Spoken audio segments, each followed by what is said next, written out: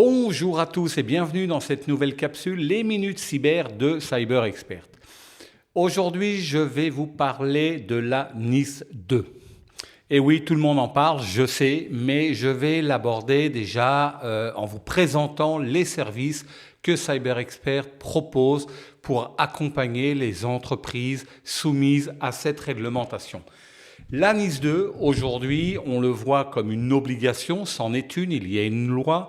Vous devez montrer que vous avez déployé les mesures techniques et organisationnelles, les contrôles en place pour avoir ce sésame de certification à la NIS 2. Mais avant tout, la NIS 2, ce n'est pas une question de conformité, de compliance. C'est une chose, c'en est une, oui, mais c'est avant tout une problématique de sécurité. C'est-à-dire que moi j'aborde la NIS 2 pas comme il me faut le fameux sésame, mais comme comment augmenter la posture en cybersécurité de mon entreprise. Et ce que vous soyez soumis à la NIS 2 ou pas d'ailleurs, c'est exactement la même chose. Il est important aujourd'hui que toutes les entreprises puissent avoir une hygiène cyber acceptable permettant justement d'avoir une résilience au cyber-risque. Alors, je ne vais pas vous parler de ce qu'est la NIS 2, vous le savez, vous connaissez les fameuses dates, le 18 avril 2026 pour les premières preuves à amener auprès des autorités, mais surtout la date du 18 avril 2027 qui oblige les entités importantes et essentielles à se faire auditer et certifier par un organisme accrédité. Donc ça, c'est dans les grandes lignes. Maintenant, comment Cyber Expert offre ses services et accompagne les entreprises. Premièrement, on ne va pas pouvoir démarrer une mise en conformité NIS 2 si on ne sait pas où nous en sommes. Donc c'est pour ça qu'un des premiers services que nous offrons, c'est l'audit, c'est-à-dire le bilan des écarts ou le gap analysis, comme vous voulez, qui va permettre de dresser un bilan de l'état de votre entreprise par rapport à la sécurité et à tous les contrôles demandés dans la NIS 2. Et ce que vous soyez basic, important ou essentiel, on est capable d'adresser aujourd'hui des gap analysis ou des bilans des écarts sur ces trois niveaux. Bien sûr, là je parle principalement des niveaux qui sont repris dans les siphons. Mais que vous soyez, si par exemple vous choisissez l'ISO 27001, on va pouvoir faire exactement la même chose en contrôlant justement les obligations de l'ISO 27001.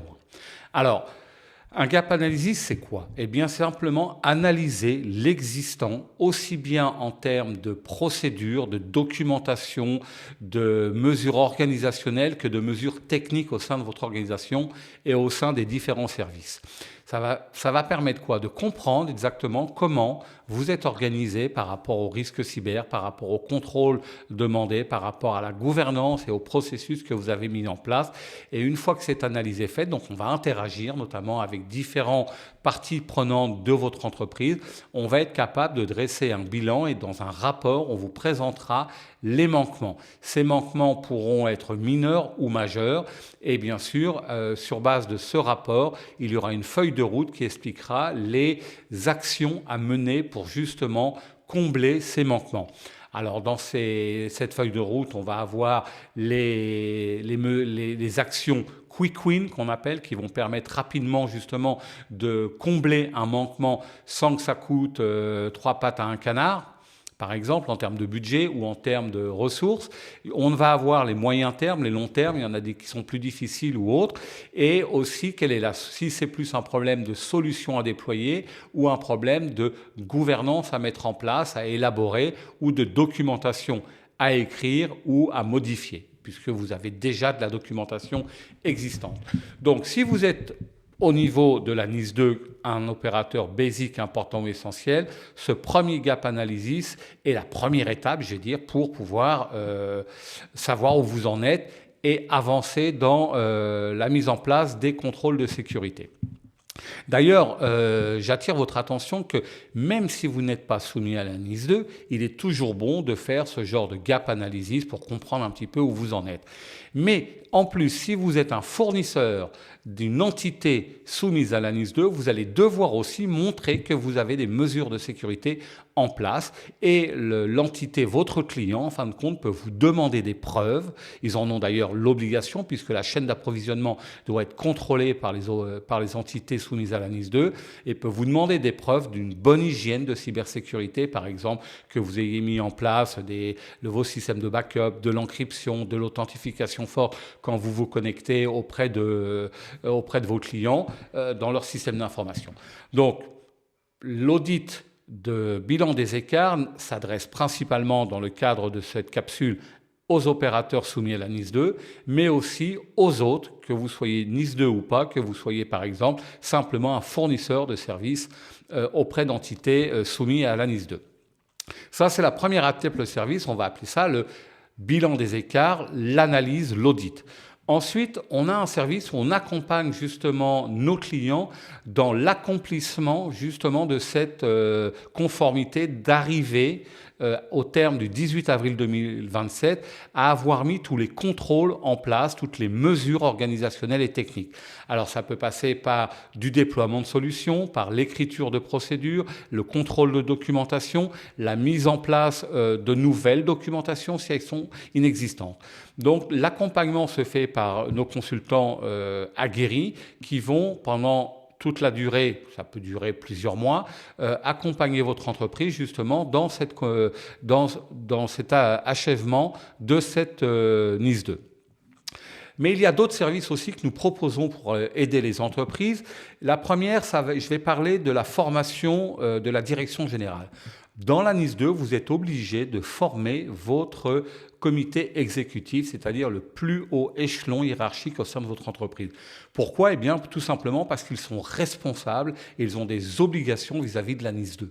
Donc, ils doivent notamment comprendre ce qu'est la NIS 2, mais aussi vous supporter et suivre justement ce chemin vers la conformité, la certification NIS 2. Donc les formations que nous proposons, elles se font en classe généralement, elles durent entre 3 et 4 heures avec une première partie qui est formation. Principalement, on va expliquer ce que c'est la NIS 2, mais on ne va pas vous présenter des slides avec tous les articles de la loi, les obligations, les contrôles.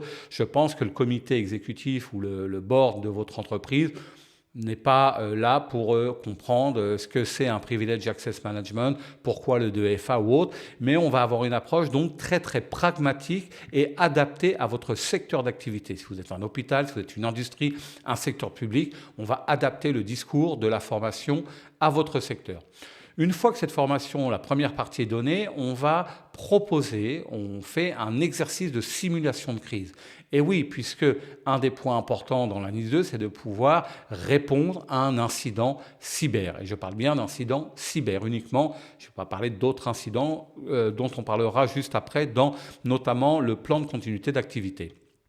Donc dans cet exercice, on va mettre une situation, un scénario de cyberattaque et on va voir justement, on va interagir avec le comité exécutif pour voir comment ils réagissent, quelles actions ils vont prendre, que ce soit par exemple au niveau de la communication, en interne, en externe, qui peut communiquer, qu'est-ce que je décide, à qui je m'adresse et bien sûr, ils vont tout de suite comprendre que ils vont décider, mais toujours avec le support des équipes IT, du CIO, du CISO notamment, des chefs de production. Donc c'est vraiment un travail d'équipe qui est mené dans cet exercice.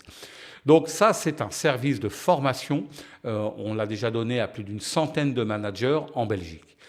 La troisième possibilité aussi, le troisième service, c'est de vous accompagner notamment dans ce qu'on appelle le BCP. Le BCP est une des procédures obligatoires dans la NIS 2 ou le PCA, le plan de continuité d'activité.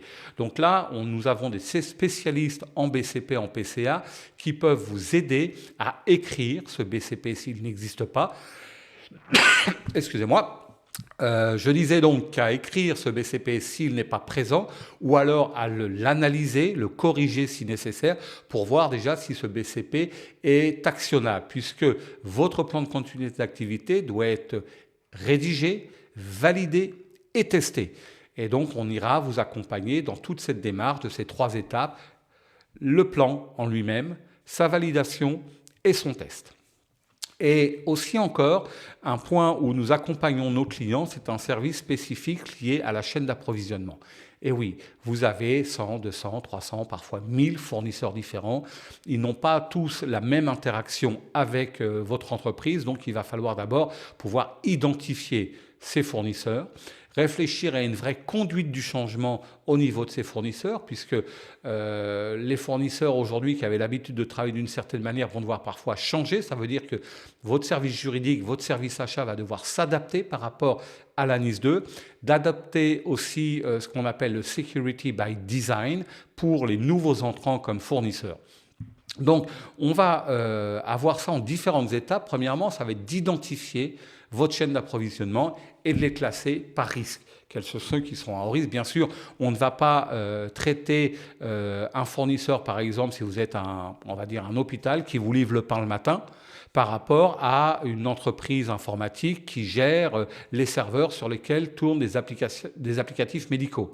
Donc on n'aura pas du tout le même risque par rapport à ces deux entités, ces deux fournisseurs. Donc on va les classifier par risque et ensuite pouvoir adapter justement le suivi des questionnaires qu'on va leur faire parvenir. Alors on peut le faire par des questionnaires type Excel, mais j'ai parlé aussi dans une autre de mes capsules vidéo d'une solution qui permet justement de gérer la chaîne d'approvisionnement en automatisant ces questionnaires et en suivant justement les réponses obtenues. Donc ça, ce sont des choses qu'on va pouvoir faire en project management pour vous accompagner. Donc vous aurez en fin de compte une personne spécialisée dans l'analyse justement de cette chaîne d'approvisionnement, mais aussi des capacités qui seront mises à votre disposition en tant que project management pour gérer justement, d'obtenir les réponses dans les temps, de pouvoir envoyer les questionnaires, d'interagir avec les différents services. Donc ça, c'est aussi un service que nous offrons aux entreprises. Aujourd'hui, nous accompagnons pas mal d'entreprises au sein de tout le portfolio de services de Cyber Expert dédicacé à la NIS 2. Donc n'oubliez pas, que vous ayez démarré ou pas, on peut vous accompagner dès le début sur le gap analysis, le bilan des écarts, sur la mise en conformité, sur la formation de vos dirigeants, mais aussi sur la chaîne d'approvisionnement, sur les business continuity plans, toute une série de services que Cyber Expert peut vous offrir aujourd'hui pour accomplir ce chemin vers la conformité NIS 2. Donc si vous avez des questions, info@cyberexpert.be. Vous pouvez laisser un commentaire dans cette vidéo ou me contacter via les réseaux sociaux sur mon portable. Je me ferai une joie de vous répondre et de vous présenter plus en détail tous les services et comment on peut vous accompagner dans ce projet. Merci, à très bientôt. Au revoir.